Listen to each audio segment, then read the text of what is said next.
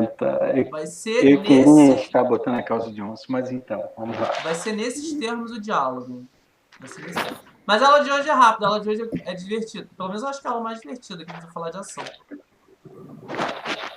Mas Vamos tem nós. muita coisa. Aliás, eu vou tentar, tá? Vou tentar seriamente nas próximas outras aulas. Renda variável é igual a ação? Não. É uma coisa? Renda variável é igual a você pode ter lucro ou você pode ter prejuízo. E aí E você já deu aula de renda variável? Já dei uma aula. Não, essa é a primeira aula de renda variável. Essa é a Que primeira é aula. essa? É essa. A aula anterior Tá. foi de renda fixa. Aí tinha lá os tipos de renda fixa, debênture, COI. É isso que eu perguntei, porque achei que a gente fosse falar de renda variável hoje, você está falando de ação, eu tô assim, tá, ação é renda variável. Ação é um tipo de renda variável. Uma das opções de renda variável. Exatamente. Quando a galera fala de renda variável, eles estão falando de possibilidade de ganhar ou de perder. Basicamente. E às vezes a gente perde mais do que ganha. Então vou deixar essa dica aí. Então, isso que eu queria entender. Não sei se a gente vai chegar nesse algum ponto hoje, tá? Acho que Fala. talvez sim. Não, faz todas as perguntas. Você é a mulher das siglas. Eu separei um monte de sigla que eu sei que você quer entender essas coisas. Eu acho que fica Pois mais é, fácil então, mas quando instrumentalizar. você fala de perder, você perde o que você não colocou, por exemplo, você fica num saldo negativo que você tem que pagar isso de algum outro lugar ou não? Boa pergunta, tá? Vamos dar um exemplo bem simples, tá? Eu compro uma ação de uma empresa a R$10, beleza? Então eu comprei uma ação da empresa a R$10. Esse é o exemplo padrão, beleza? Ao longo do dia a ação desvalorizou e chegou em R$9. Então não é que eu tenho que pagar algo. Se eu for, no final do dia, eu comprei a ação a R$10 ao meio-dia. Se às 3 da tarde a ação está valendo R$9, se eu quiser, às 3 da tarde, vender essa ação a R$9, eu vou ter prejuízo de R$1. Eu vou pegar os meus R$9 que a ação está valendo de volta. Entendeu? Entendi. Se eu esperar para que a ação vá valer, sei lá, R$10,20 às 5 da tarde, lá no final do pregão, eu vou ganhar 20 centavos em cima da ação que eu comprei. Entendeu? Entendi. É isso. Entendi. Agora, existem, dentro da renda variável, coisas mais sofisticadas que a galera faz, né? Que são as opções, que são os derivativos que eu vou falar depois. Que eu mesmo não faço isso. Quem faz isso é o Márcio, por isso que ele é rico. Daí que a gente entende onde vem dinheiro rolando, entendeu? Não é o meu caso. Que é quando a galera trabalha com uma coisa chamada alavancagem. Mas isso é depois, tá, Alex? Que eu não faço isso agora, não. Mas, enfim. Mas essa aula acho que você... Essa aula vai ser bonitinha. Eu nunca sei maximizar isso. Ah, não vou maximizar não, dá pra gente ver isso aqui, né? A gente começa com uma fotinha do FIFA. Olha lá, se mentira, FIFA. Aí já é bonito demais, né? Daqui a pouco você tá me processando. Ah, tá aqui o slide desse troço. Cara, se eu fosse processar por causa disso, eu teria que processar o primeiro padre que trabalhou comigo no grupo jovem, né, de Rabicó. Chamava de Abricó? Rabicó do sítio. Caraca, o bullying. Pô, mas Rabicó é bonitinho. Eu gostava do Rabicó bonitinho. Eu gostava do Visconde. Então, eu vou falar sobre dois tipos, ô Valesca, de renda variável hoje, tá? Os fundos, eu vou começar pelos fundos. Estou gravando. Vou começar pelos fundos e depois eu vou chegar em ações, tá? E aí os fundos é quase que uma ideia bem básica. Você junta com uma galera o dinheirinho dessa galera e vai aplicar em diversas coisas. E quando eu falo diversas coisas mesmo. Pode ser um fundo de renda fixa, como o Márcio acabou de falar, né? E aí você vai ter um rendimento pequeno e tal, mas vai ter uma segurança. Ou você aplica em fundos que são mais agressivos, né? E aqui, as vantagens de aplicar no fundo é que você vai ter esse teu dinheiro normalmente gerido por pessoas que são profissionais e que estão no mercado há muito tempo e que a gente espera, né? Que entenda o que está fazendo, etc e tal. Óbvio que tem que deixar claro aqui que existem riscos para esse tipo de coisa, né? Óbvio. Mas as desvantagens é que também existem taxas nos fundos. E alguns fundos, é bom sempre ver o prospecto do fundo, ou seja, a lâmina. Todo fundo vem acompanhadozinho de alguns PowerPoints, alguns PDFs que vocês veem do lado, assim, em que eles dão ou uma lâmina resumida das principais coisas, as principais características do fundo, e uma outra lâmina mais profunda, em que você vai ver lá tudo que o fundo tem, etc e tal. E é bom, não, tem que ler essas coisas antes de colocar o dinheiro no fundo, tá? E aí eu separei aqui alguns tipos de fundo. Normalmente a gente consegue os fundos dentro da própria corretora, né? A corretora tem lá o espaço. Eu acho que eu mostrei isso na última aula, inclusive. Posso depois abrir aqui o site da Modal? No final eu abro o site da Modal para mostrar. E aí alguns tipos de fundos importantes é o fundo que o Márcio estava até citando como exemplo, que é o fundo DI, né, que é um fundo que ele tem que ter no mínimo 95% da renda dele aplicada ao CDI. Você lembra, Lesca, o que é o CDI? Eu acabei falando isso na última aula, que é aquela ideia do benchmark, né? O benchmark é meio que um índice de referência para a gente em alguns casos. Nesse caso, quando você pega lá a lâmina do fundo, ou você vai na corretagem, você vai ver um gráficozinho. E aí ele vai comparar o gráfico desse cara com o gráfico da taxa CDI, né? E aí ele vai mostrar, ele provavelmente vai estar um pouquinho acima, né?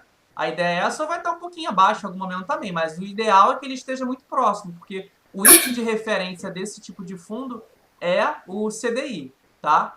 Mas também é possível ter outros fundos em renda fixa, né? Como os fundos de renda fixa, né? Que são os RF.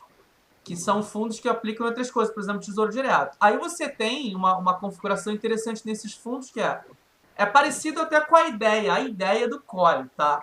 Que o COI ele tinha um pouco isso, né? De você pegar um pouco, colocar em renda fixa e um pedacinho em uma renda variável, né?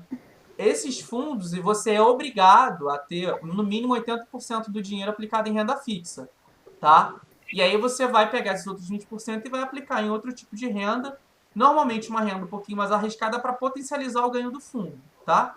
Quando a gente entra na corretora e vai analisar os fundos, normalmente tem as categorizações, né? A gente tem essas categorizações quando a gente começou a fazer o perfil de investimento, que são os arrojados, são os moderados, né? São os conservadores. Os fundos também normalmente vêm com essa classificaçãozinha para a gente conseguir se referenciar, tá? Então esses fundos aqui seriam os fundos mais conservadores, tá? Alguém quer falar alguma coisa? Não, por enquanto tá tudo certo. Por enquanto, tá certo. O outro fundo, o outro não, os outros. Aí a coisa começa a ficar maluca, né? Que foi o que eu falei.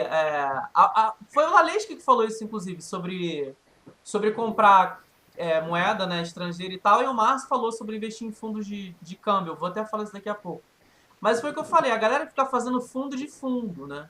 E faz sentido. Por exemplo, o fundo multimercado, que a sigla é essa daqui, FIM. E é bom a gente se acostumar com essas siglas do FIM, FIA e etc. É um fundo, por exemplo, que investe em um conjunto de coisas. Ele pode ter ali no meio dele, na composição, renda fixa, pode ter câmbio, pode ter ações, pode ter derivativos, que é uma coisa que a gente não viu ainda, tá? Então ele é um fundo composto de muitas coisas ali no meio dele. O FIA, ele é um fundo que pode ser composto por uma ou mais ações, né? Quer dizer, são ações, é um fundo de ações que é composto por ações de uma ou mais empresas, né? E aí, no mínimo 67%, ou seja, 2/3 do fundo tem que ser composto de ação para ele estar nessa categorização de FIA. Aliás, quem toma conta disso aqui no Brasil, essas coisinhas e tal, essas categorizações, essas nomenclaturas, etc e tal, é a CVM, né? A Ambima, que é uma outra instituição também, ela também toma conta disso. Mas essa categorização que eu estou pegando aqui, a referência dela é a CVM, tá? Que é a Comissão de Valores Mobiliários. Tá, galera? Então, outro tipo de fundo, esses dois fundos aqui são bem mais variáveis, né? Vamos dizer assim, mais agressivos do que os fundos, o fundo DI e o fundo de renda fixa, tá? Continuando, a gente tem o fundo cambial, né, que é um fundo que faz muito sentido, inclusive,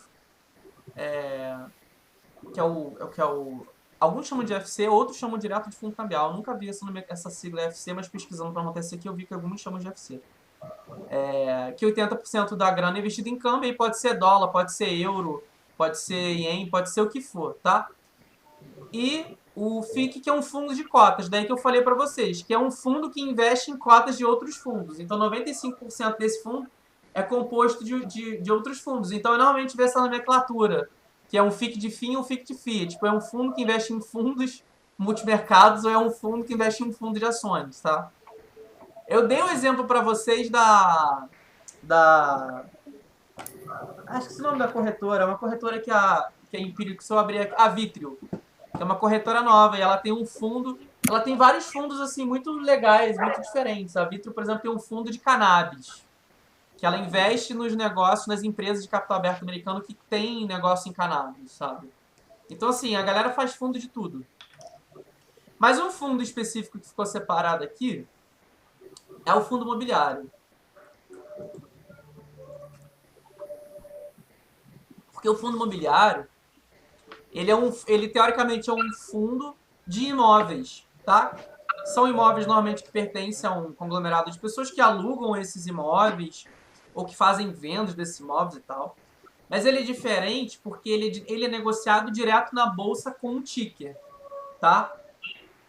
E ele paga um aluguel mensal para as pessoas. E esse aluguel é isento de R, tá? Além disso, como tá mesmo próprio escrito aí, o preço da cota varia. Como assim da cota? É o preço da ação, digamos assim, desse FII. Então, você pode comprar hoje um FII, por exemplo, a Lalesca vai comprar um FII que custa R$10, tá? Todos os meses ela vai receber um valor de aluguel daquele FII, sei lá, 10 centavos, né? Para cada cota que ela tem daquele FII. Só que aquele valor, ele é negociado na bolsa, ele rola umas variações. Se o fundo começar a comprar imóveis, etc., se valorizar, pode ser que você não ganhe apenas desse aluguel que vai entrando, você ganha também da valorização do fundo, né? Mas da mesma forma, o fundo pode se desvalorizar e você acaba perdendo dinheiro na hora de vender, se você quiser vender. Normalmente o valor dos aluguéis pagos, quer dizer, não tem uma variação tão direta em função do preço do fundo na bolsa, né? Mas eu já vi nesse curto tempo de bolsa que eu tenho alguns fundos quebrarem, inclusive alguns fundos imobiliários. Por isso que eu fico assim com um cagacinho de investir em fundo imobiliário, mas é uma das ações assim que a galera mais conservadora, mais arriscada investe. Porque ela, ao mesmo tempo, uma ação que ela ação não, um fundo, né? Que sei lá, ele está em renda variável, ele é obviamente uma renda variável, mas ainda assim, muita gente que não quer investir em renda variável mais variável investe em fundo imobiliário. Digamos que ele não é um intermediário, ele é uma renda variável, mas rola uma galera ali que está numa transição. Eu conheço gente, por exemplo, que não compra renda fixa, não investe em CDB, nada disso, e investe em FII, como se o FII fosse a renda fixa deles, né? Mas enfim. Tem uma galera, inclusive, lá daquela regra que eu falei, né? Você calcular a sua idade, quanto você tem que comprar de renda fixa, quanto você tem que comprar de renda variável. Tem uma galera que, nesses casos, ao invés de comprar renda fixa, compra FII. Mas, enfim. Foi fundo? Alguma dúvida, alguma fala, alguma sugestão, crítica, reclamações? Não, beleza, por enquanto tá indo. Por enquanto tá indo?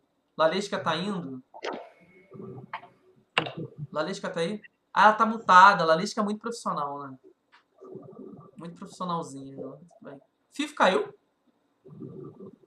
Olha. Eu adoro Fifo. Por enquanto tá tudo bem, cai. Eu adoro Fifo. Vê se ele tá vivo, Lalesca. Cadê o Fifo? Voltou.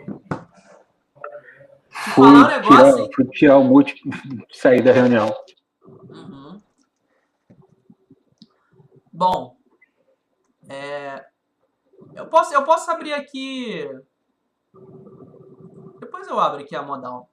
Depois eu abro a modal e a gente vê um pouquinho. Você quer ver, Lalesca, exemplo de fundo? Quer? Vou mostrar aqui uns exemplos de fundo.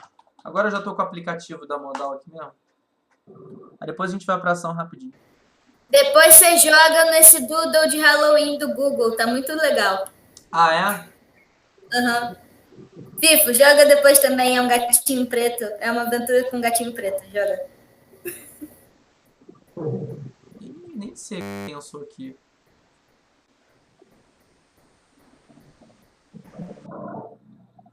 Quero sim. Não sei se esse troço tá em manutenção, disse que ia ficar em manutenção em algum momento, não sei se é agora.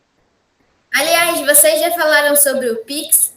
Vocês já fizeram o cadastro do Pix? Eu fiz o cadastro do Pix na Nubank, mas eu não falei sobre o Pix, não. Depois a gente fala do Pix no final da aula, porque eu ainda não fiz o meu cadastro e eu queria entender melhor. Pelo que eu entendi, eu não pesquisei o Pix ainda não, mas pelo que eu entendi do Pix, ele é como se fosse tipo, você pode fazer tudo, independente de horário e dia, né? Tipo, e gastos. Por exemplo, você fazer um TED, né? Dependendo do banco, você tem uma taxa de R$10 por transferência e tem uma limitação de dia e de horário. Né? Exatamente. O Pix você pode fazer a qualquer momento, para qualquer dia, qualquer horário, qualquer banco, e você não paga taxa nenhuma. Exatamente. Você Mas vai falar sobre o Pix na próxima aula, então. Tá, beleza, vamos falar disso na próxima. Não, você vai falar. Eu já? Ah, tá. Tá, vou estudar sobre o Pix, vou anotar aqui. Vamos lá, apresentação, não sei o quê. Nem sei de dinheiro. Vamos investir em fundos, olha só. O Modal já vem até organizadinho. Ela tenta ser organizada, né? Vamos investir em fundos. Vamos ver o que tem de fundo aqui. Nunca tem muito fundo no Modal mesmo. Ó, só porque eu falei tem uns fundinhos aqui, ó. Então, ele já vem com a seguinte aviso aqui. Tipo, baixo, médio ou alto risco, tá? Então, o alto risco é o vermelho. Bom, dá pra entender, né? Aí também é demais, ó. Então, vou separar aqui por momentos. Vamos começar pelos conservadores. Então, os conservadores, a gente vai ter aqui, ó. A gente tem o que está rendendo normalmente ao ano, né? Rentabilidade ao mês, a rentabilidade ao dia. Ó, no dia a galera tá perdendo, tá? Só para vocês verem que é verdade, a galera perde dinheiro. Tá? Será que dá pra... Acho que dá pra... Cara, mesmo em renda fixa, tendo que perdendo dinheiro. Olha só que doideira. Tipo, mesmo em fundo de renda fixa, a galera não tá bem. Posso aproveitar essa tela aí e comentar uma coisa com vocês? Comenta. Você que é o homem do banco. Pode ajudar? Sim. Deixa eu achar um exemplo aqui que seja legal para a gente ver.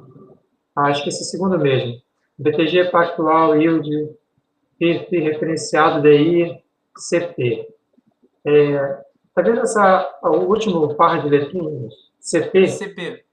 Você vai observar que tem alguns que tem o CP e outros carregam o LP no nome também. Por exemplo, o último da linha, Sul América, renda fixa ativo, FILP. Essa diferenciação aqui, ela está relacionada ao prazo de vencimento dos papéis que estão dentro do fundo. E isso faz com que o fundo, normalmente o fundo de CP, que é a curto prazo, seja um fundo mais conservador e com risco de oscilação menor. E outra coisa que eu acho que é mais importante para a gente, como cliente, é saber que essa diferenciação de CP e LP está relacionada à tributação do fundo. Os fundos de curto prazo têm alíquota mínima de 20%. Então, mesmo que ele fique aplicado lá 5 anos no fundo, você vai pagar a alíquota de 20% sobre os rendimentos. Já os fundos de longo prazo têm uma tabela mais ampla, que diminui essa tributação. Tá? A tabela é basicamente assim: para o dinheiro que você resgatar com menos de 6 meses, a alíquota do imposto de renda na fonte é de 22,5% dos rendimentos. Entre 6 meses e 1 ano, a alíquota cai para 20%. Depois de 1 ano até o segundo ano, essa alíquota fica em 17,5% dos rendimentos. E quando completa os 2 anos, essa alíquota cai para os 15% dos rendimentos. E essa tabelinha vale para todos os investimentos de renda fixa que tem imposto de renda, não só para os fundos, tá? Sim. Que é aquela tabela do IR, de fato, né? Exatamente. Isso tem um respaldo legal para essa cobrança. Mas, por exemplo, se eu pegar uma debênture incentivada, eu vou ter que pagar a IR dela quando eu estiver pegando a rentabilidade do fundo? Porque se ela é incentivada, ela por si só não paga IR, né? Pois é, aqui é um caso bem particular. Porque, em tese, como é fundo, estaria sujeito a imposto de renda. O problema do fundo é que, embora ele leve o nome aqui, fator debênture incentivado, pode ser que ele não aplique tudo em debênture. Exatamente. por conta disso, ele passa a ficar sujeito à tributação de renda fixa. Sim. Se a gente, de repente, entrar para detalhar a composição do fundo, pode ter mais coisas além da debênture e que essas outras coisas não sejam exemplos. Tem uma lâmina aqui de prospecto. Uma coisa legal a referência dele é o CDI, inclusive. Uma coisa legal de ver é... Fundo de regulamentação. Lâmina. Uma coisa legal de ver... Eu já até esqueci o que era. Ah, não. Uma coisa legal de ver depois, pra gente ver direito, é a tributação. Porque tributação a gente tem que... Ah, mas esse negócio é muito grande, pô. Mas aí não dá. 9 páginas, não tenho nem condição de ler 9 páginas. Não dá. Tinha que ser aquela lâmina de uma página, mas enfim. Porque tributação é uma loucura. Por exemplo, eu tava agora no início da aula, tava eu e o Márcio falando de day trade. Day trade tem uma tributação muito própria, né? Você tem que ficar ali calculando no Excel que você tá ganhando ali uns centavos para pagar o leão, né? Porque você paga 20% do que você lucra no dia. Se você fizer a movimentação, por exemplo, de venda de ações abaixo de 20 mil, em swing trade, ou seja, sem vender no mesmo dia, você não paga IR, né? Então, imposto de renda é uma coisa que a gente tem que analisar bem, assim, inclusive tem que entrar na conta. Só vou mudar aqui o conservador para o moderado para a gente ver a mudança de natureza das coisas. A gente viu que tinha muita renda fixa, muito DI. Agora já aparecem os fundos multimercados, tá vendo? FIC de FIM. Mais fundos multimercados, né? Pois é. O legal é o legal não, né? Enfim, o legal, que não é legal, são os arrojados, que aí vai entrar criptomoeda, aquelas coisas que a gente fala assim, gente, que coisa louca, né? Tem muitas ações, Se bem que a galera deve estar perdendo, olha que a galera tá perdendo dinheiro, cara. Aliás, tem que ver o administrador do fundo, né? Vale ver. Esse fundo aí, a Latic, ele é bastante famoso. É famoso? Ele é famoso e tá bem lascado, né? Você sabe qual a composição dele? É só ações. Agora, o que está dentro dele eu não sei de qual, não. Não sabe. Lembra que algumas aulas atrás eu comentei sobre a Empíricos ter uma assinatura sobre fundos de investimento? Sim. Ele faz parte é um dos fundos indicados lá por ele.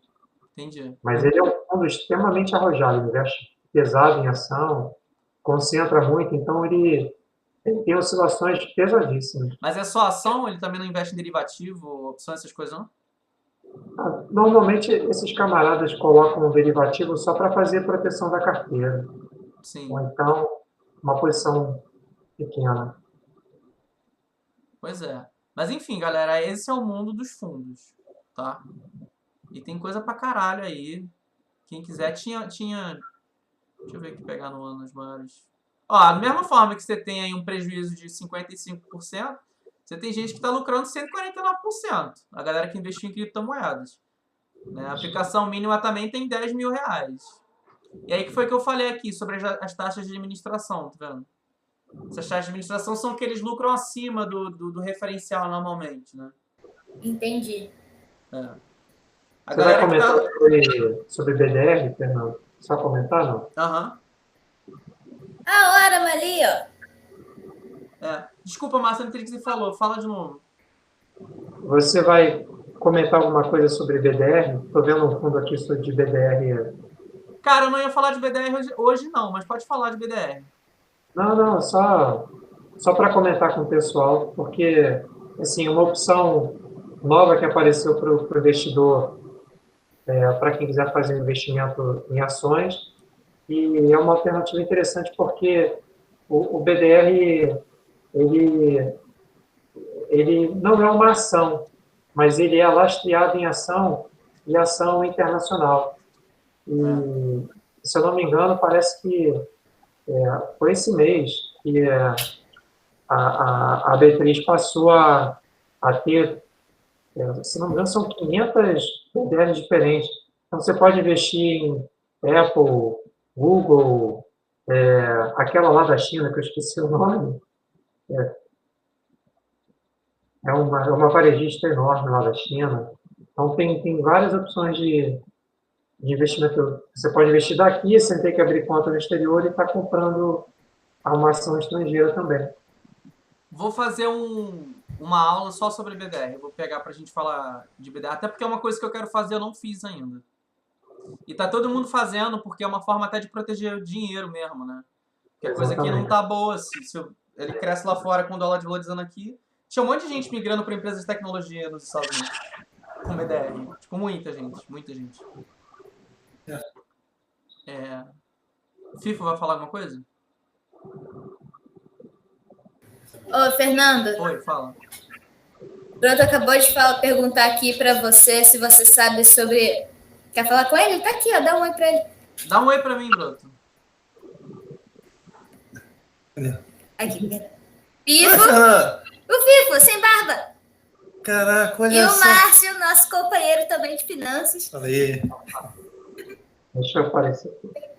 Fernando, você conhece o Banco Inter? Que ele tem uma plataforma de investimentos que meu amigo estava usando. Conheço o Banco Inter. Inclusive, tenho ações do Banco Inter. Deixa ele com bastante dinheiro, porque ele está muito desvalorizado, aliás. Vamos fazer ele voltar a R$24, que eu preciso muito disso. Então, beleza. O Banco Inter, ele tá mudando a estratégia. Ele é um banco novo, que eles chamam de fintech, né?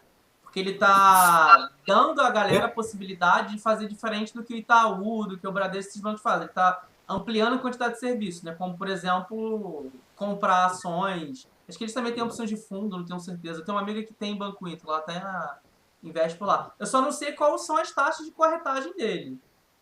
Tá? Então, eu tenho um amigo que ele está investindo lá, que ele falou que está com taxa zero. Então, eu abri conta lá hoje. Não, mas tem que ver taxa zero para quê? Você pode ser taxa zero para mini contrato, pode ser taxa zero para várias coisas, entendeu? Tem que ver taxa zero para quê?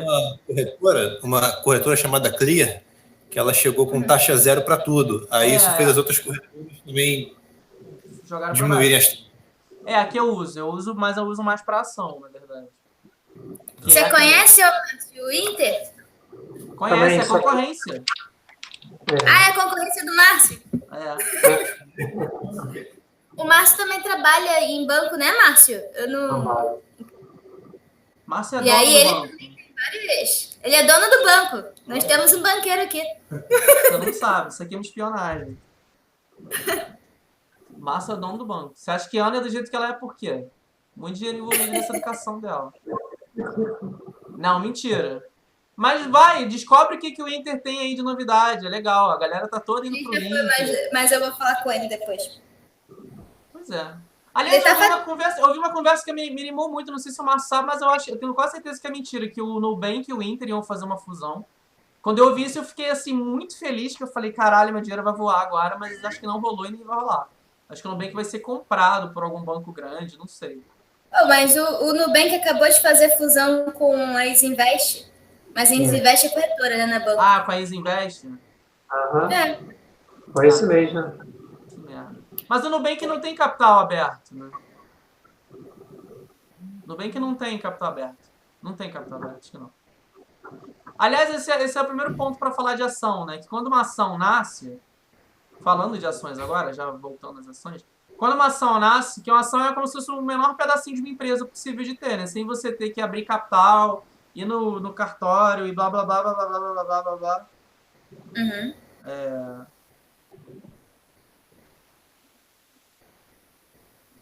Enfim, trabalho sábado até quando eu tô dando aula em outras coisas eu tô trabalhando. E aí o nascimento de uma empresa é no IPO, né?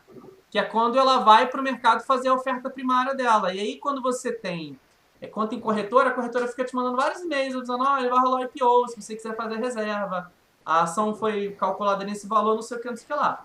E aí o IPO é o primeiro momento que você pode comprar as ações. O segundo momento é quando ela vai para o mercado secundário e ela já começa a rodar ali na bolsa e você compra através do home broker, essas coisas assim, né?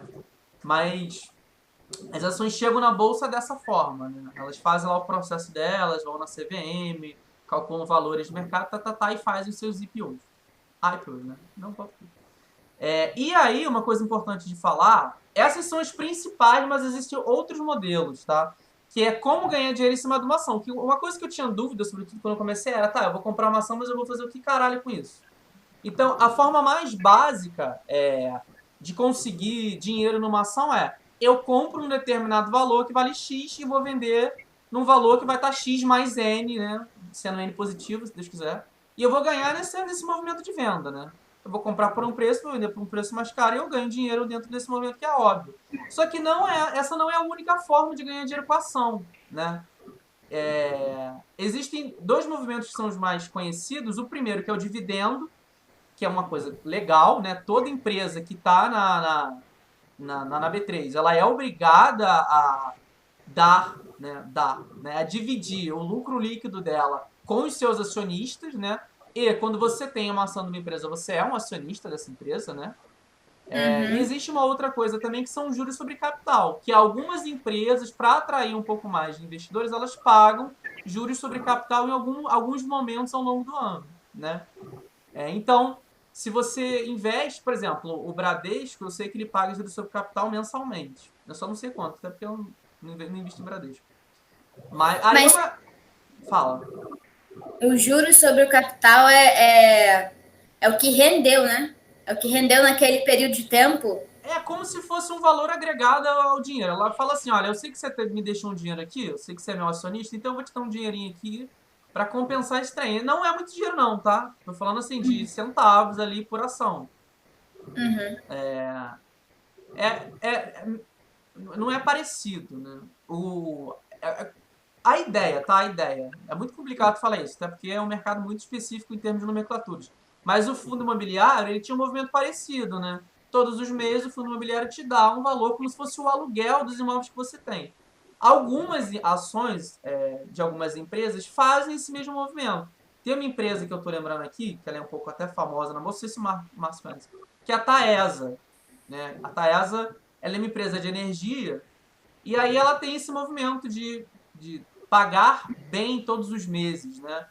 De modo que, se você calcula o acumulado ao longo do ano, ela tem uma boa rentabilidade, inclusive, sem pensar em vender a empresa depois ou não, né? Ela estava até tendo uma valorização bem maluca ali em junho e julho. Ela estava valorizando bem, a galera até falou, nossa, ela está valorizando não sei o que, não sei o que lá. Mas é uma empresa que o foco dela em si, pelo que a galera compra, não é nem vou comprar essa empresa porque ela vai valorizar muito. Não, é uma empresa que ela dá um dinheirinho ali todos os meses, tá?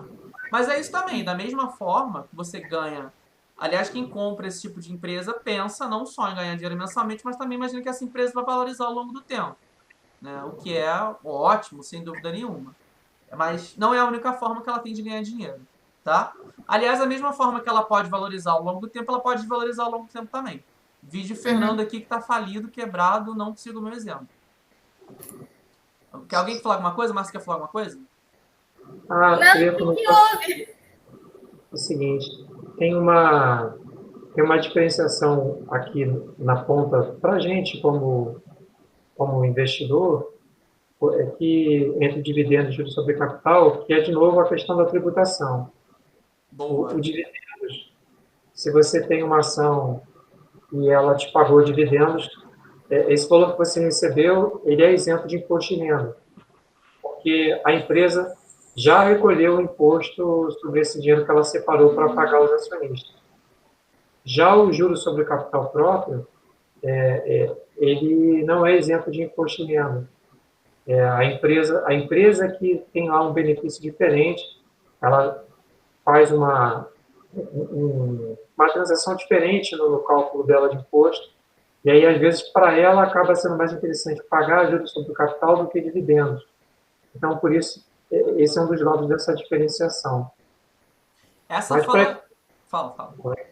Mas, para efeito prático, a empresa precisa estar rodando bem, dando lucro para ela pagar, seja juros sobre o capital ou dividendos. Exatamente. Tem que ter lucro para pagar. Mas essa sua fala é muito boa, porque uma das discussões que a gente tem agora na economia macro do país, né, é essa questão de querer tributar os dividendos, né? E aí é maravilhoso, porque é uma bandeira que une tanto o Ciro Gomes quanto o Paulo Guedes, né? Como o mundo é curioso. Porque, mas aí rola toda uma discussão, que esses dividendos são isentos de imposto de renda, o que é um questionamento, né? Porque porque pode parecer pequeno, mas se você tem um volume muito grande de dinheiro, e coloca isso para pegar dividendos de uma empresa que vai pagar dividendos certamente, né? Não vai quebrar. Aliás, isso aqui é tudo boa sorte, galera, se vira aí. Não tem FGC, não tem nada disso aqui, né? Se quebrar, quebrou. Se cair, caiu. Eu sou uma pessoa muito experiente na bolsa, né? Só que não. Eu vi a IRBR, por exemplo, que é uma empresa, Márcio deve conhecer, que é uma resseguradora, inclusive, que ela estava valendo, eu já peguei ela na crise, mas antes da crise ela estava valendo acho que R$45. E aí ela chegou a R$15 na crise e tal. Mas aí começaram a ver que a contabilidade dela estava muito suspeita e a galera começou a questionar e a CVM descobriu que ela tinha feito algumas tretas ali.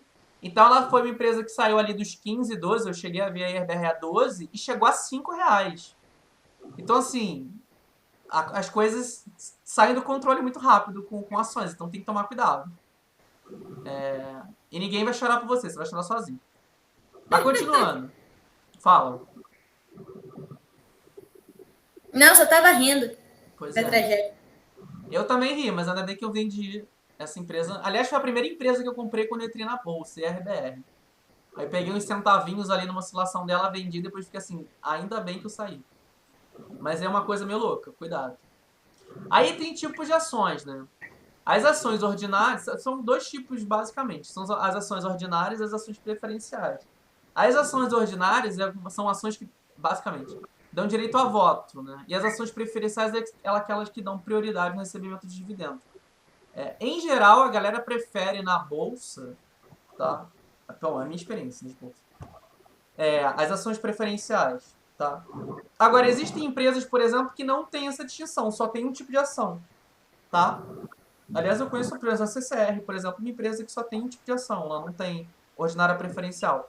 E essa diferença aí que a Galalesca vai gostar, a gente vê no ticker da ação, tá? Normalmente as ações ordinárias, elas têm final 3.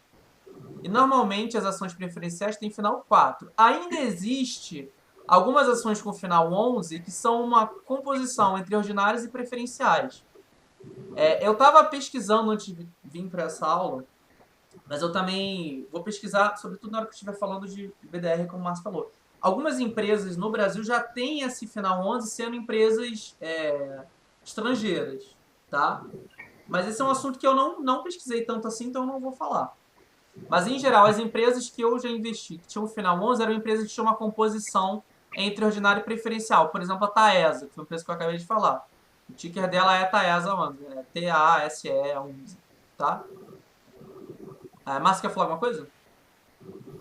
Eu ia falar o seguinte, as ações com final 3, que são as ordinárias, e as empresas que só têm uma ação, que é a 3, são empresas que têm uma adesão maior à governança. Elas adotam práticas mais reconhecidas e respeitadas pelo mercado financeiro e pela própria CVM. Por isso que a tendência é que as empresas que não sejam tão antigas, a maioria tem só o final 3. Elas já entraram na Bolsa sob esse novo prisma. E algumas fazem movimento para fazer isso. Teve um exemplo clássico de uma ação super antiga de uma empresa boa, mas que não tem, que é a Petrobras. Tem até a TR3 e tem até a TR4, a ordinária e a preferencial. Mas é que fica tão complicado para a Petrobras construir, para se enquadrar nos itens que são necessários para ela poder ter sua ação ordinária, que é praticamente inviável na prática a empresa fazer isso. Ainda mais sendo estatal, público. Sim. Mas Fala. ali, nas ações ordinárias e preferenciais, né? Preferenciais tem a prioridade no recebimento de dividendos, que ok, acho que entendi. Mas o que seria o direito ao voto? Se tiver algumas... Por exemplo, você tem várias ações ordinárias da Petrobras, né? Vai ter uma reunião dos acionistas. Você é chamada lá para dizer o que você acha das políticas tomadas. Literalmente isso. Tá.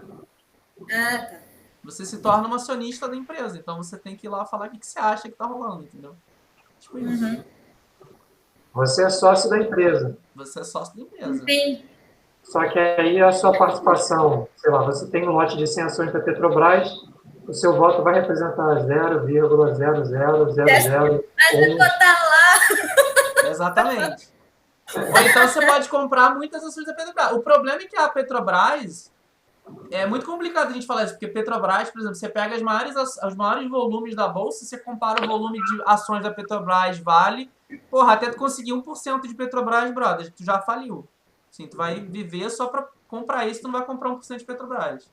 Então é isso, teu voto vai ser 0,00000. Os maiores volumes que eu vi de negociação na vida foram Petrobras, Vale e Cielo. Aliás, o dia que eu vi Cielo com volume gigantesco foi o dia que a bolsa estava acabando, que o Paulo Guedes ia embora. Eu falei, meu Deus. Mas enfim. E um lugar que a gente negocia esses trem é no home broker, né? Que é o software. Mas hoje em dia a Modal tem um home broker que eu acho super ruim, assim. Eu uso mais o home broker da Clear, que eu vou até mostrar aqui.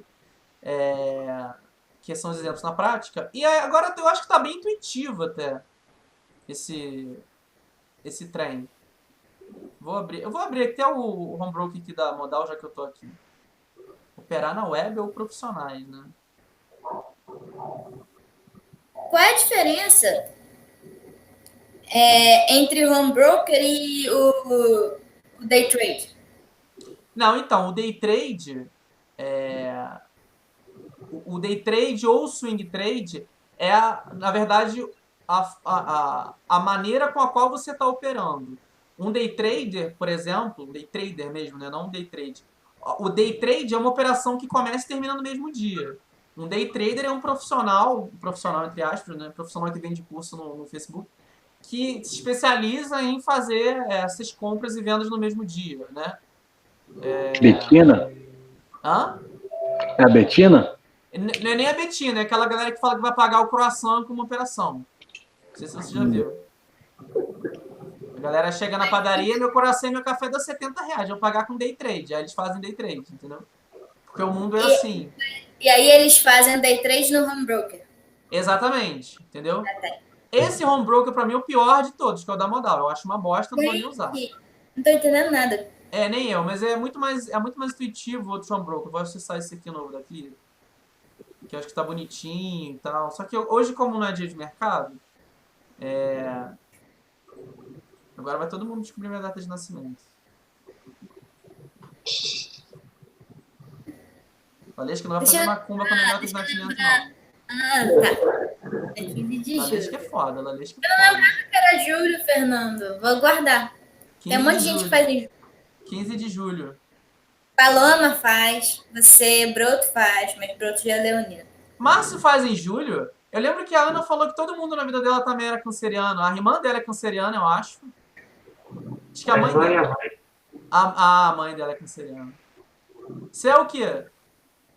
Eu sou sagitariano, 27 de novembro. Sagitariano. Ah, então tá quase. Aí, ó. Tá chegando o aniversário do Márcio. A gente tem que fazer uma aula pra cantar parabéns. Vamos fazer uma aula pra cantar parabéns pro Márcio. Ó, aí aqui tem várias opções, tipo day trade, swing trade, não sei o que, lá, vou aqui no swing trade.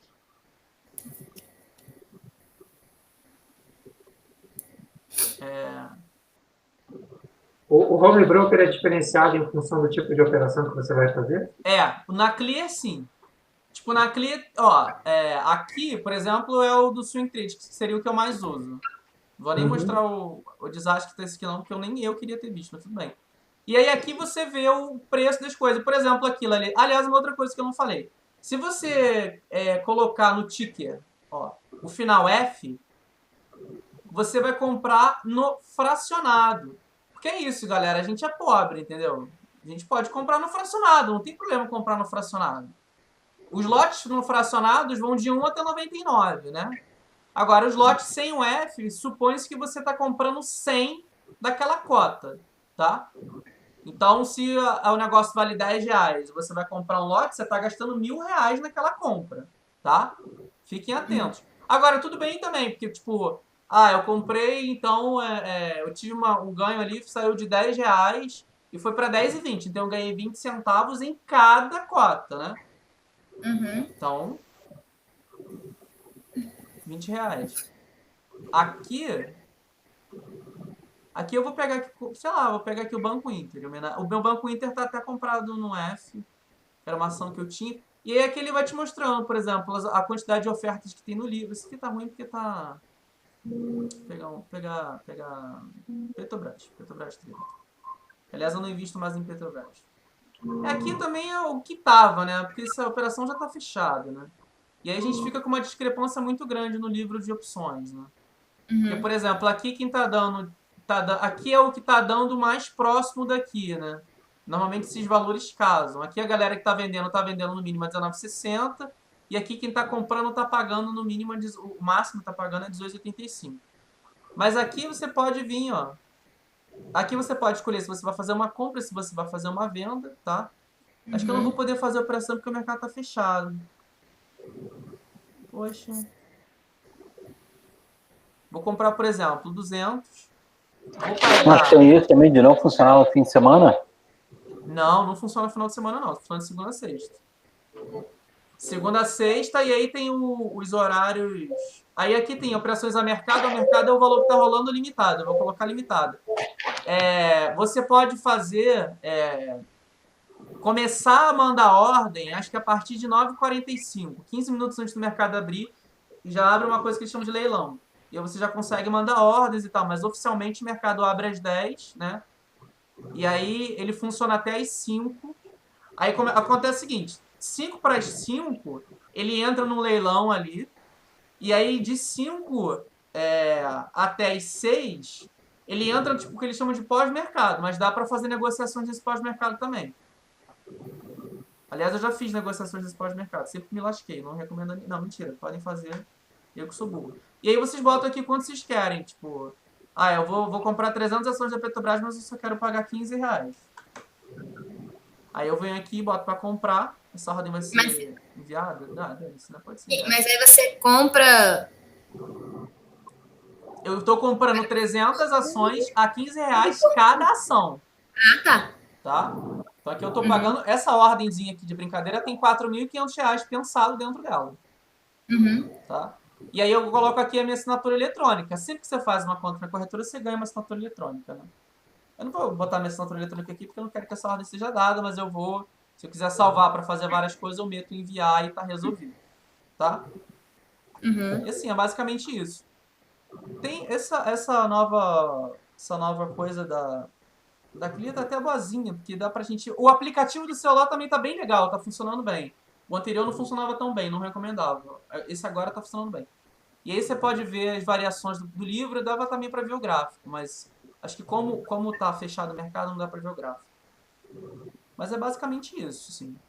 Mas aí, peraí, ali, ó. Ordem, quantidade, compra. Sim. Ali, onde... Não. Aqui onde tem a... Isso aí. Nessa tabela. Você tá. Sim. O que seria, tipo, ordem, quantidade e compra? Tipo, quantidade são 400 ações, certo? Exatamente. O mais importante existem 400 ações, tá? No valor de R$10,46.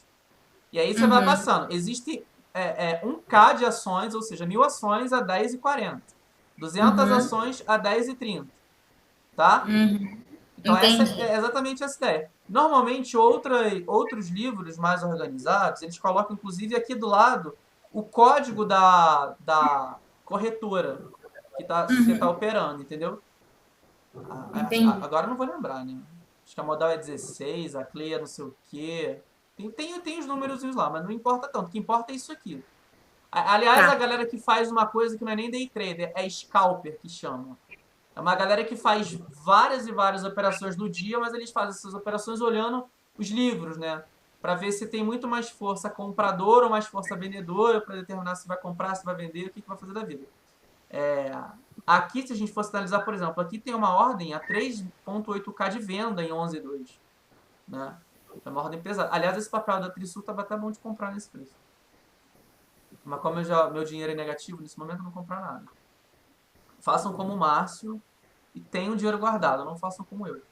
Então, por que seu dinheiro é negativo? Desculpa a intromissão. Não, meu dinheiro não está negativo, não. Nesse momento, as ações que eu comprei não estão boas. Por exemplo, eu tenho muitas ações compradas em Marisa. Mas a Marisa, olha o prejuízinho que a Marisa tomou no último pregão, 7%. Então, assim, eu não vou vender isso agora. Eu vou esperar ela recuperar e chegar no lugar que eu quero. Porque eu também eu faço compra não pensando no. É o que o Márcio estava falando. Existem dois tipos de galera. A galera que faz compra olhando o gráfico, e aí eles chamam essa galera de grafista ou analista técnico, né? E existe a galera que é fundamentalista. Você faz a compra imaginando que a empresa, dentro de uma conjuntura econômica, etc e tal, vai melhorar o desempenho dela, né? A Marisa, por exemplo, é uma empresa. A Marisa é uma empresa de varejo que, ao que tudo indica, e o que eu imagino, até dezembro vai conseguir chegar num valor de no mínimo R$9. Então, porque ela já chegou ao longo desse tempo. Então, eu imagino que, para mim, no movimento natural da vida, em que o Bolsonaro não taca fogo no país enquanto espalha coronavírus, vale a pena comprar a Marisa. A Ezetec é uma empresa de construção. E está havendo um movimento de construção, uma empresa boa, consolidada. Eu já vi a Ezetec da 41. Né? Então, eu acho que a Ezetec é 35, está valendo a pena. Agora, óbvio também, vale falar, ganho passado não significa ganho futuro. Tá? Eu acho que a Ezetec vai dar super certo. Amanhã a galera abre a boca, a Ezetec faliu, acabou, o Fernando se fudeu, sabe? Isso pode acontecer plenamente. Entendi. Mas esses são os valores que você compraria a ação. Exatamente. Por exemplo, se eu visse a Ezetec agora a 39, eu não ia comprar. Por quê? Sim, Porque a minha experiência diz que a Ezetec vai chegar ali em dezembro, sei lá, acho que 43 mais ou menos. Então, mas aí ela está na 35 e você sabendo que ela pode chegar a 43, você compraria? Eu compraria. Agora, da mesma forma que ela está em 35, eu acho que ela pode chegar a 36, ela pode chegar a 30 e o mundo acabar. E é isso que essa experiência está me dizendo. Se eu olhar aqui a Bovespa, o Ibov está em 93,772. Eu estava falando com o Márcio isso, inclusive, de ser... aliás, qualquer ticker que vocês colocarem aqui vai aparecer, tá? Vou até usar essa Ué, a Ibovespa você compra... A Ibovespa não é um lugar que você... Não. Movimenta. Eu não sabia que a Ibovespa você podia comprar. Não. Eu vou falar de ETF na próxima aula. Mas o Ibov, ele é um índice, tá? Os ETFs, basicamente, são investimentos que tentam perseguir índices, mas isso é outra coisa. O Ibovespa, ele é um índice que ele é composto em função das variações de várias empresas importantes que estão dentro da Bolsa. Petrobras, a Ezetec, por exemplo, entrou. Aliás, essa movimentação, essa composição, ela é analisada regularmente. Se as empresas perdem importância, elas saem do Ibovespa. Empresas que ganham importância entram no Ibovespa. Tá? Tá. Mas então o Ibovespa, na verdade, é um pacote de ações? O que a gente... É um índice, sim. Sei lá. Então eu posso comprar ações na Ibovespa. E a Ibovespa engloba várias outras empresas, porque eu realmente não sabia, porque ela tá ali onde é para você comprar as ações. Para mim, Ibovespa era tipo... É o lugar onde você vê se a ação caiu ou não, entendeu? O Ibovespa é um índice. Bota isso na sua cabeça. Ibovespa é um índice que diz, de modo muito geral, se o mercado está indo bem ou não. Agora, calma lá, existem outros índices também. Por exemplo, um índice que eu uso é o SMAL 11, que ele não tem uma característica como o Ibovespa, ele está atrelado em empresas menores da Bolsa. Então, mas se cair, ele tem ações para serem compradas, é isso? Ações o quê? Não entendi. Para serem compradas. Não, ele também é um índice. Ah, tá. Ele também é um índice, ele é um índice de referência. Agora, porque assim, Marisa tá aí. E aí, Marisa, você tem ações para comprar na Marisa, porque a Marisa é uma empresa. Sim, eu entendi o que você está falando. Mas esse lugar aqui, ele não tem apenas os tickers de empresa. O SMAL 11, por exemplo, é o índice. O Ibov, que também está aqui, ó, é um outro índice. Tá? E esse índice, por que ele está aí e o que ele significa aí? Aqui ele está me dizendo como o mercado está andando ao longo do dia. É o que eu falei, o Ibovespa ele é como se fosse um cestão de várias empresas. E de acordo com como ocorre a oscilação no mercado, eu vou vendo se ele está subindo, se ele está descendo.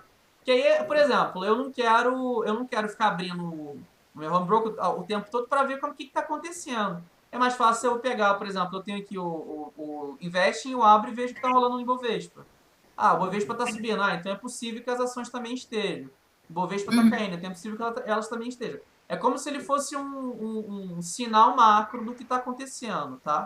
Entendi. Mas não significa que as coisas estejam atreladas diretamente. Pode ser que o Ibovespa, num determinado dia, esteja subindo, por exemplo. A galera de bolsa fala que a nossa bolsa é muito comoditizada, né?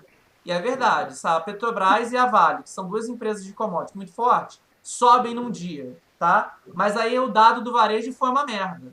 Mas pode ser que o Bovespa esteja subindo lá 1% de porrada, quase 2%, mas eu vou ver Marisa, eu vou ver Magalu, vou ver outras coisas, pode estar caindo, sabe? Uhum. Então ele é um índice bom de referência e tal, mas é um índice, né? Uhum. Entendi. Entendeu? A Bovespa é a bolsa de valores, né? A Ibovespa. Né? É isso, é porque eu sempre tinha entendido que fosse isso, só que eu vi o Bovespa ali, e aí eu fiquei, mas isso, eu compro ações, então, da Bovespa, porque para mim ela era o índice, entende? Posso falar um pouquinho? Fala, Márcio, fala. Alês. Um pouquinho de história, acho que esclarece rapidinho. A gente, no Brasil, existiam duas bolsas de valores significativas. Existiam até mais, mas irrisórias. A Bolsa do Rio, que não existe já, eu acho que praticamente há 20 anos, e a Bolsa de São Paulo. Essa é a Bovespa. Isso é o que se chama convencional Bovespa, Bolsa de Valores de São Paulo. No começo dos anos 2000, ela e a Bolsa do Rio se fundiram, porque, com o passar dos anos, a Bolsa de São Paulo começou a negociar mais, concentrar negociações mais expressivas, passou a ser referência, e a Bolsa do Rio, por uma série de motivos, se esvaziou. Então, elas se juntaram e concentraram a negociação dos papéis na Bovespa. Depois disso, a Bovespa passou por um processo de instituição e virou uma empresa formal. Antes ela como se fosse uma instituição. E aí ela se transformou, se não me engano, agora me falhou o nome, porque já mudou umas 2 ou 3 vezes. Ela é BMF Bovespa agora. Isso, cara, bem lembrado. Ela passou, depois de ela se formar na Bovespa empresa, existia uma outra chamada que era a BMF, que é a Bolsa de Mercadorias e Futuros, que negocia outro tipo de ativos. Elas se juntaram e aí formaram a BMF Bovespa, e virou uma ação listada na própria BMF Bovespa, que era BVMF3 ou BV3, uma coisa assim. Ela era uma empresa, tinha ação listada em bolsa. Tá? O último passo dessa história, resumido, é que a BMF Bovespa se transformou numa outra empresa com mais serviços e mais coisas agregadas, que é a atual B3. Então, o que a gente entende que é a empresa Bovespa, hoje, é a B3, bem parruda e, na verdade, agrupada por várias outras empresas que também negociam papéis. A história do Ibovespa veio justamente disso, porque o Ibovespa é um índice que foi criado com base nas principais ações negociadas na Bovespa. Entendi. E aí, eu não sei exatamente como é a regra, mas, se eu não me engano, ela pega as ações com maior volume e com maior frequência de negociação no período de 4 meses. E isso é atualizado a cada 4 meses. E, se eu não me engano, hoje tem algo em torno de 70 ações. Só que, assim, cada ação tem em função do seu volume de negócio, da frequência com que negocia, tem o seu peso dentro do índice. Então, o que o Fernando falou da bolsa do Ibovespa ser muito comoditizado é o fato de que, por exemplo, se eu não me engano, acho que 7 ou 8 empresas representam 40% do índice. Sim. Petrobras, Vale, os bancões, Itaú, Bradesco, Banco do Brasil, Ambev,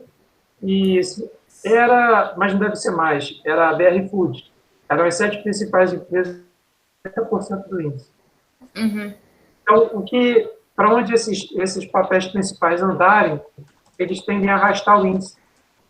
Entendi. Um pouquinho, e Petrobras e Vale tiverem um dia de porrada, o índice vai ficar bem positivo porque elas são muito significativas para o índice. Tá aqui, ó. Itaú, Bradesco, Vale, Petrobras. Aí a Petrobras até aparece 2 vezes, né? Ela aparece com a Petro 4 e a Petro 3. Ambev, Banco do Brasil e a própria B3, né? Tem até aqui, ó. Quais empresas fazem parte do índice? Aí tem uma galera, mas essas são as principais, são os monstros, né? O próprio Itaú sozinho já é um monstro, né? Aquele período que a Petrobras ficou valendo aí 4, 5, 6 reais, o Itaú ficou com folgas no primeiro lugar. Sim. Antes da Petrobras se recuperar e a Vale dar essa arrancada aí que deu. Já está 2 anos subindo sem parar, né?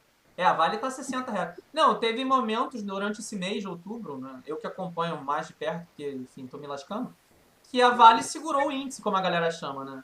Que é isso, quando você tem uma empresa muito pesada e ela tá subindo, os bancos caíram muito nesses últimos dias. Então, quando você tem um banco do tamanho do Itaú caindo, a porrada para baixo é muito grande, né? E aí, quando você tem as commodities segurando, a galera fala, tá segurando as costas. O problema é que nesses últimos dias tá caindo tudo, né? Commodity e banco. Então, assim, tá foda de vender. Mas tudo bem. E os bancos se movimentam de forma muito parecida, todos três.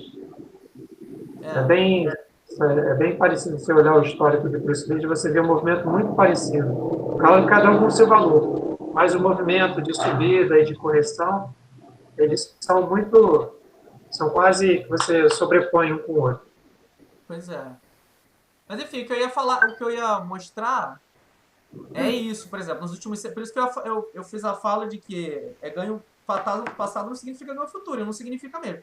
Se a gente pegar aqui, eu pegar aqui a Bovespa com 1 ano, tá? A crise do corona, que ela despencou, né? E aí todo mundo estava acreditando numa subida dela lá em julho, que a gente acreditou que ia voltar aos 100 mil pontos e ia passar, e agora ela está no movimento de queda. E aí voltou em outubro a tentar subir, mas esses 2 dias, essa última semana que foi terrível. A gente saiu de 100 mil pontos. A gente fala todo mundo, né? 100 mil pontos para 93 mil, sabe? Então a porrada, 101 mil pontos. A porrada foi muito grande. Estava todo mundo acreditando numa reestruturação e a porrada para baixo muito grande. Então, da mesma forma que eu falo, Lalês, que eu acredito muito que a Marisa vai chegar a R$9 até dezembro, pode ser que isso não aconteça. E aí isso é renda variável. Bem-vindo à renda variável, parabéns, e é isso aí, galera. Mas eu acho que era basicamente isso que eu tinha pra falar na aula de hoje. Acho que a aula de hoje foi até mais interessante do que eu imaginava. Perguntas, falas, sugestões, questionamentos? FIFO tá muito calado. Não sei, eu acho que ia ter que... Oi? Pode falar, eu falei que FIFO tá muito calado. Eu acho que eu vou ter que fazer... Eu vou ter, né? Vou realmente. Quando eu abrir uma conta numa corretora e aí fazer isso na prática, talvez a coisa vai ficar mais clara também. Muito isso, né? Do dia a dia, de você ter essa experiência ali. Mas é muito legal, assim, você acaba ficando um pouco viciado. Sobretudo no começo. Depois melhora, mas no começo... E aí você acha, eu acho que eu nunca vou... Aliás, eu vou mostrar aqui os papeizinhos todos que eu pesquisei, ó. Eu tinha vários papeizinhos baratos, que foi que eu comecei a Lupa 3, um papel baratinho. Tipo, R$193 você compra um lote. Eu comprava ação de Bombril. Eu lembro de todas essas porcarias. Não, acho que é BR4. É uma BR4. Bombril. Comprei Bombril a 2 e pouco, tá 1,79, tá tudo acabando. Tem várias empresas muito pequenininhas, assim, que você quiser comprar, dá pra comprar. Sabe? Raga 4, sabe? Enfim, tem um mundo aí pra galera que quiser ver. Aliás, é isso também, que a gente ficou olhando só Petrobras e Itaú. E tem muitas empresas que... O ouro da bolsa não tá nesses gigantes, né? É o que a galera chama, né? Das small caps, né? Isso, você tá com música aí? Tá, ele tá dançando. O quê? Você tá ouvindo música aí? Não, eu não. O vizinho, o corno do vizinho tá tocando. Parou? Não, tá melhor. Se não é você, não tem muito o que fazer. É o corno do vizinho. Mas enfim, Hoje a bolsa é legal. Cantor aqui, cantor ao vivo. Pois é. Mas eu acho que é isso. Dúvidas, falas, sugestões? Não, assim, a minha pergunta é assim, se vale mesmo, se vale mais a pena, mas é um pouco que você já falou, se vale mais a pena investir muito em empresas pequenas ou se é, assim, investir pouco em muitas empresas pequenas ou investir muito em poucas empresas grandes? Isso é uma coisa difícil. A galera que trabalha com gerenciamento de risco vai dizer o seguinte para você. Quanto mais você diversifica o seu capital, né, a tendência do risco é menor, digamos assim. Agora, Não faz sentido também falar, não, investe em várias empresas pequenas que vai dar tudo certo. Não, não é assim. A conta que normalmente a galera faz, sobretudo a galera da Empírico, já vi várias coisas, é o seguinte. Existem muitas empresas pequenininhas na bolsa nesse momento. E existem empresas pequenininhas que têm o potencial de se tornarem grandes empresas. Por exemplo, a Magazine Luiza, que abriu inclusive a subscrição dela agora, mas esse é outro papo, ela ela começou na bolsa, acho que o IPO da Magazine Luiza foi R$16 a ação. Ela chegou, e eu comprei Magazine Luiza a ação, eu comprei Magazine Luiza R$80, a Magazine Luiza chegou a R$106 a ação. Então assim, se você consegue encontrar uma empresa dessa, vale a pena você ter um prejuizinho ali nas empresas menores, porque o teu ganho vai ser muito maior, né? Agora, óbvio que encontrar uma empresa dessa é o que todo mundo está procurando, né? É o que todo mundo quer. É a chance de... Vai.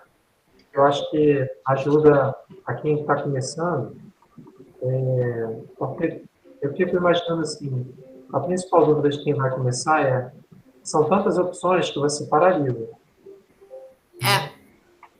E aí, eu imagino que hoje o que pode ajudar quem está começando antes de escolher a ação, ter um rascunho mesmo, de uma estratégia. Vou dar aqui, mas não é nada sofisticado. A estratégia você está pensando em comprar em ação para ficar com ela durante um bom tempo, porque se você estiver pensando nessa forma de investir como ser um sócio da empresa, o seu raciocínio vai ser, de repente, buscar empresas que pagam bons dividendos. Aí você vai em busca de indicações de empresas que pagam bons dividendos. Se você tem uma perspectiva mais... eu vou falar a palavra, mas não é ideia, não é demérito, não. Uma intenção mais gananciosa, de ter ganho mais expressivo. Mais arrojado. Você pode... Não, ganância é bom, né? Se bem dosada, é ela que vai te botar para mexer. Você pode pensar em empresas como o Fernando falou agora há pouco, as empresas pequenas, porque se você investir em meia dúzia delas e uma delas explodir, o teu plano já deu certo, né? Agora, se você quer ter só um ganho razoável para bater lá, ter alguma coisa melhor que a poupança e a renda fixa, pode ser que apenas investir nas tradicionais, tipo Itaú, Petrobras e Vale, ao longo do tempo, aquela aposta mais conservadora também resolve o teu problema. E você não precisa ter tanto trabalho assim em buscar. Então, eu acho que para quem está começando, o primeiro passo é refletir um pouquinho com o que você se identifica mais, com o tipo de plano que pode funcionar melhor para a sua cabeça, para você começar, aí sim, escolher as ações e fazer as suas contas. Exatamente. Aliás, é muito você falar isso, que a pena que a Liana não está aqui, porque eu falei com a Liana várias vezes, inclusive, que essa ideia, né, que a galera tem de que a bolsa você vai perder tudo, inclusive as cuecas, se você entrar na bolsa, etc. E tal. Não é assim que as coisas funcionam. Parece que é quase proposital esse discurso de medo, de pavor, e a galera fala, caralho, eu vou ficar devendo a minha casa se eu entrar na bolsa, parece que é um cassino.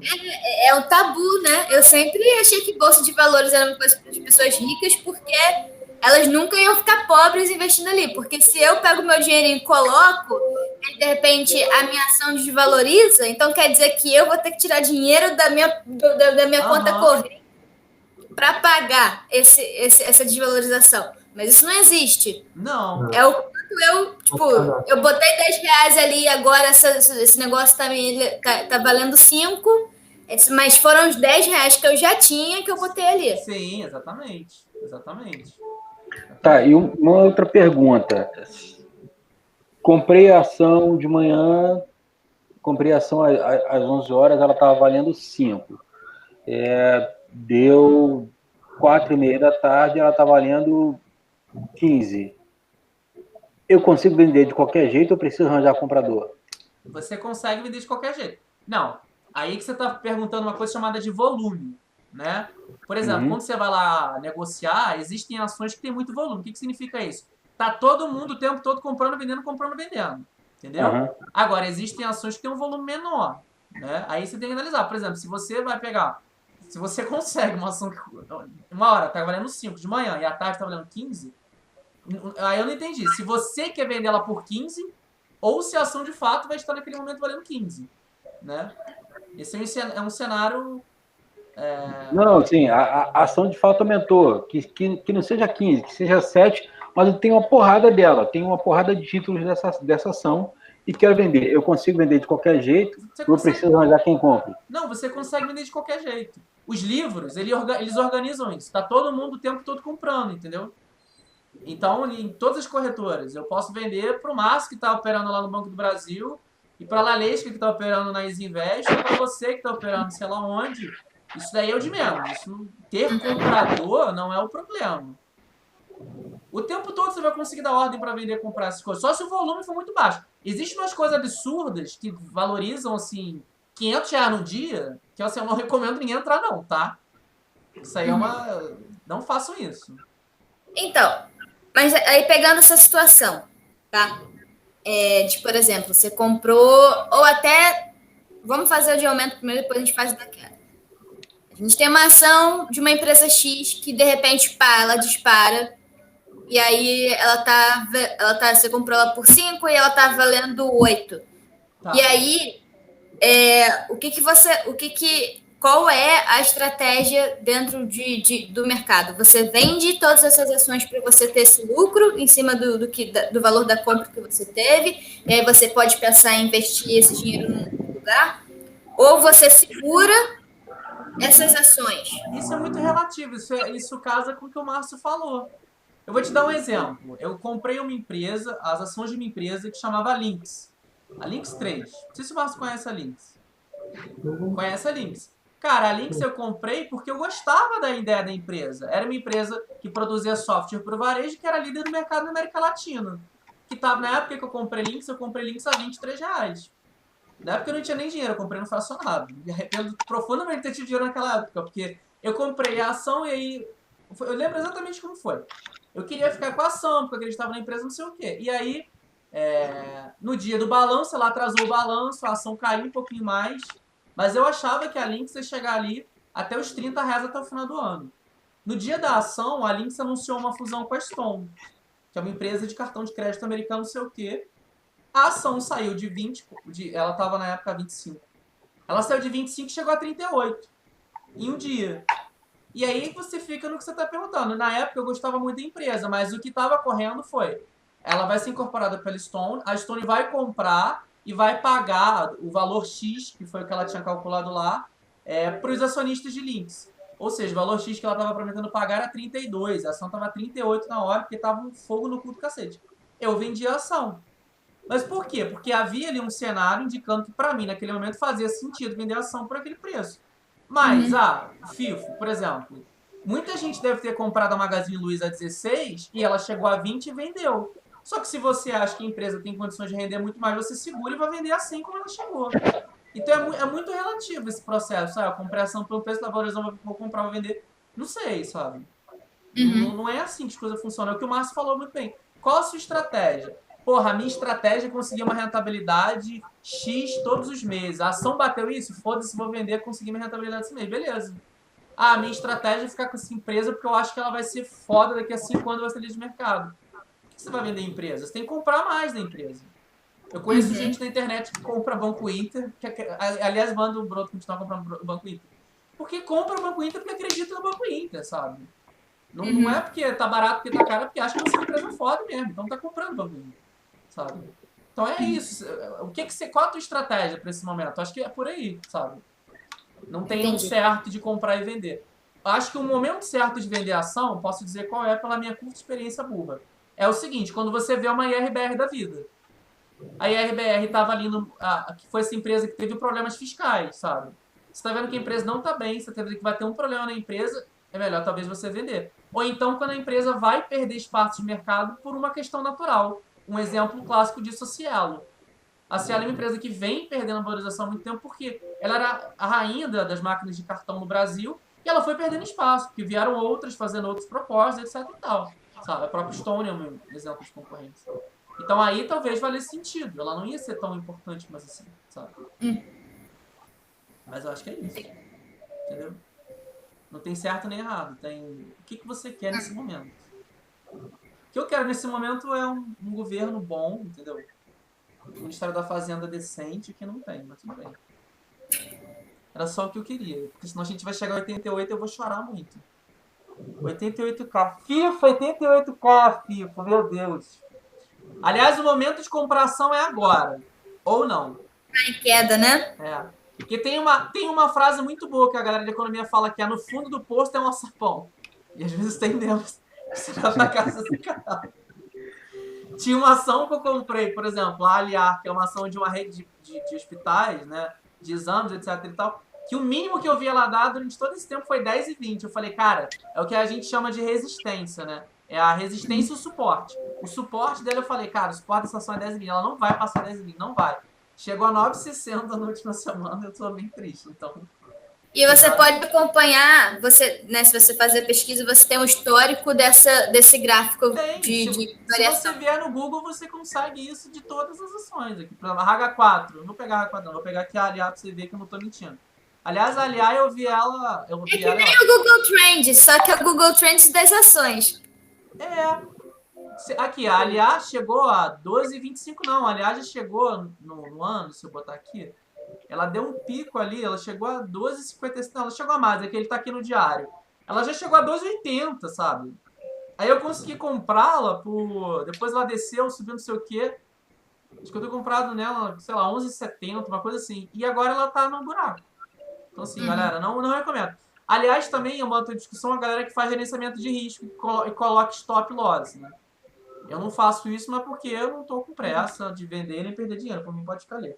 Mas isso é uma outra discussão. E aí essas recomendações de empresas, tanto as menores quanto as maiores, a gente pode ver nesses jornais, nesses lugares de empíricos, enfim, Comana e tudo mais. Eles chamam de casa de análise. Assuno, empíricos, essas coisas. A Clear tem carteira recomendada? A quem? A Clear? Clear? Acho que não. A Modal tem. Acho que a Rico também tem, né? Qual? A Rico. A Rico tem. As corretoras normalmente recomendam, tá? O Márcio tá certo. Todo mês, normalmente, a Modal faz isso, aliás. Já me dei bem com a Modal, inclusive. Na carteira recomendada dela, já me lasquei também, mas é a vida. Assim que funciona. Mas, enfim. Meu conselho é invista em ações, nem que seja pouquinho de dinheiro, só pra vocês verem como é que funciona. Mas Lalesca, que é jovem e rica. Aproveitar essa juventude, essa riqueza para investir em ações. Mas é isso. Que mais? Dúvida? Aproveite que estamos aqui. Meu conselho para vocês é façam uma conta numa corretora e vejam como as coisas funcionam. Eu recomendo a Clear porque é a que eu uso e porque não tem taxas. Mas assim, a Clear ela tem uma grande desvantagem. Ela é boa para esse tipo de coisa, tipo ação. Eu gosto muito de mexer na Clear com ação. Mas ela não é boa para fundos, ela não tem essas outras opções. Ela é bem simples, tá? Até porque a intenção da Clear é que você abra uma conta na XP para ter todas essas coisas. Porque ela é um braço pobre da XP. Né? Mas enfim. Mais fácil, isso é divertido. A ação é divertida. Mas enfim, galera, é isso. Então ficamos por aqui, porque eu preciso comer, porque eu sou um velho que não pode comer tarde. Vai lá, também tô com fome. Bom, então, gente, estar com vocês, prazer, cuidem-se. Valeu, Bom feriado. Bom feriado. Não trabalha no feriado, caralho. Minha filha, eu vou trabalhar agora, meu chefe só me manda mensagem. Esse currículo, pesquisa pra mim, não sei o que, não sei o que lá, não sei o que lá. Esse caralho, mas tudo bem. Mentira, agora eu vou comer, mas depois eu vou trabalhar. Tá bom. Então, beleza. Beijo, gente. Beijo, galera. Se cuidem. Tchau, tchau. Tchau, beijo. Tchau. Valeu, tchau.